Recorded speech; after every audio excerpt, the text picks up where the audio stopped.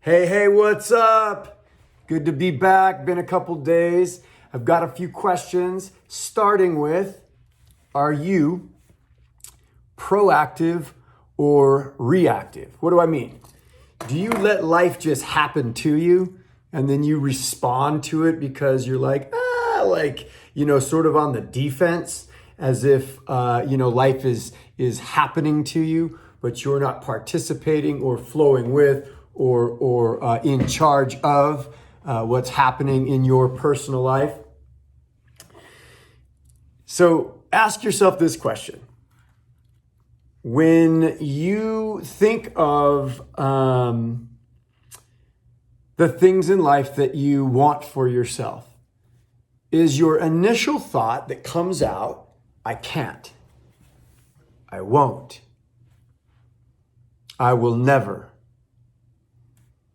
it doesn't happen for me, or they always, or they say, they said, right? So there's this thing that you're responding to. And a lot of it's this inner dialogue, right? Most of what we struggle with is the inner dialogue. And so we either react from that place, or we are proactive and we decide on our own to move forward in some particular way. It all starts with an area that I call a stronghold. And what does that mean? Well, think about in biblical days, or just a couple thousand years ago. People would have fortified cities, or they would have castles. And these castles would be built in such a way that if they were ever besieged, that they would not be penetrable. Okay. And so what the Bible says about our brains and our thinking is that sometimes we get stuck and we have a stronghold. So what we're doing is we are trapping and keeping a thought stuck in a fortified place. Okay. And this is what the Apostle Paul says. So a few different ways to interpret this. The way that it applies to my personal life is the way I'm going to describe it, and we can go from there. Here it is. Okay. 2 Corinthians chapter 10, starting at verse 3. For though we live in the world, we do not wage war as the world does. The weapons we fight with are not weapons of the world. On the contrary, they have divine power to demolish strongholds. We demolish arguments and every pretension that sets itself up against the knowledge of God. And we take captive every thought and make it obedient to Christ. There's a couple other versions of this. One of them says, talking about we demolish arguments and every pretension, right? That's high and lofty things, or thinking that is outside of the truth of what God says. And so there's one more passage I want to read.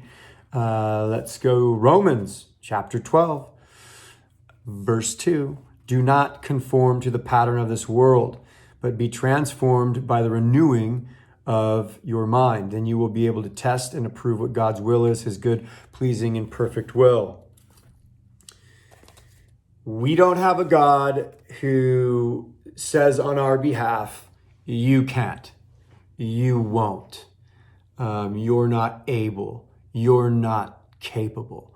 We have a God that actually already won on our behalf, and he's ready for us to step into the victory that he already has won for us. But it starts with our thinking. And so inside my brain, I have these areas where I repeat a narrative that says, I will never be able to fill in the blank, get through this particular thing.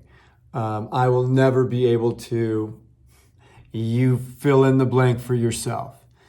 Some of that starts from what is called an inner vow, okay? And an inner vow is a place that you are saying to yourself. It's a protective measure, but it's an inner vow where you say to yourself, I will never fill in the blank. So I will never be poor. I will never have be in a relationship where somebody does X, Y, Z. I will never, it doesn't matter what that is. And the problem with that is it always comes from a place of protection.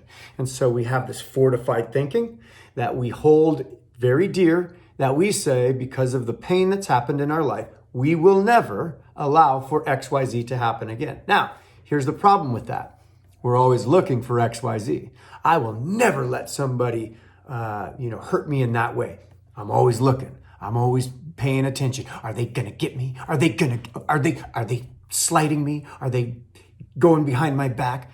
Right? So I'm always protectively looking for this thing that I said I will never let happen to me again. And what is the problem with that? Well, let me tell you what it is.